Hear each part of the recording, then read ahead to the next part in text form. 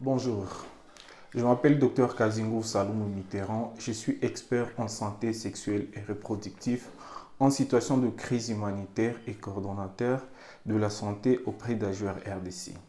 Je vis à Goma, en province du Nord Kivu, en RDC, une région résiliente mais profondément marquée par des défis en matière de santé maternelle, néonatale, infantile, à cause des situations de crise humanitaire grandissantes, par des guerres depuis 30 ans et par des catastrophes naturelles comme l'éruption du volcan Nyiragongo, ce qui cause des mouvements de population de manière permanente dans cette région.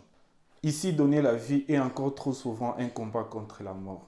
Chaque jour, des femmes accouchent sans assistance qualifiée, des enfants naissent sans soins essentiels de base, un taux très élevé des adolescentes entre 16 et 14 ans tombent enceintes sans accompagnement médical adapté. Seulement au premier trimestre 2025, 33 décès maternels ont été enregistrés dans les structures sanitaires de la province du Nord Kivu.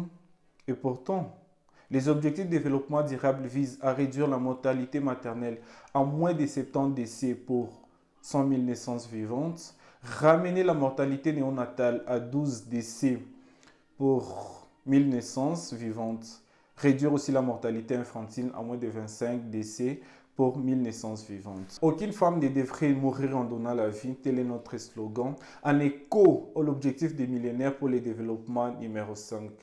Mais on en est très loin du compte. Ma participation à la formation de One Young World m'a permis de réfléchir davantage sur certaines stratégies que nous devons mettre en place pour éradiquer ces fléaux. Et parmi celles-ci, la revue des décès maternels pour identifier les causes profondes de ces drames évitables et formuler des recommandations concrètes pour le programme national de la santé, de la reproduction de la province du Nord Kivu et pourquoi pas de la RDC, mais aussi une planification des suivis des recommandations. La mise en œuvre des distributeurs à base communautaire pour rapprocher les services de planification familiale des populations afin de renforcer la protection contraceptive et réduire les risques liés aux grossesses non désirées, surtout chez les adolescentes.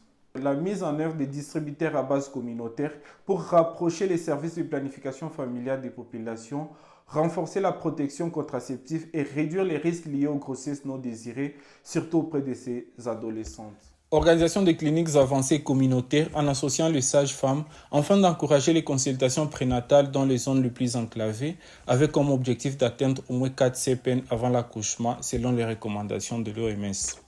L'intégration des sessions de sensibilisation sur les signes de danger de la grossesse afin que les femmes puissent consulter à temps. Le renforcement des capacités des personnels soignants par des formations continues ainsi que des mentorats cliniques pour assurer une prise en charge de qualité. Des évaluations régulières des problèmes de santé sexuelle et reproductive dans les zones à fort mouvement de la population comme la province du Nord Kivu afin de prévenir avant que le pire n'arrive. Mener des plaidoyers afin d'appuyer les structures sanitaires qui peinent à fonctionner comme le cas des centres de santé de Chacha et plusieurs autres centres que nous apportons notre appui. Pour moi, ces sommets représentent une opportunité unique de porter la voix de ces mères, de ces nouveaux-nés, de ces familles oubliées. Je suis convaincu que l'investissement dans la santé des femmes, des enfants, est un levier essentiel pour la paix et le développement durable, en particulier les régions fragiles comme le nôtre.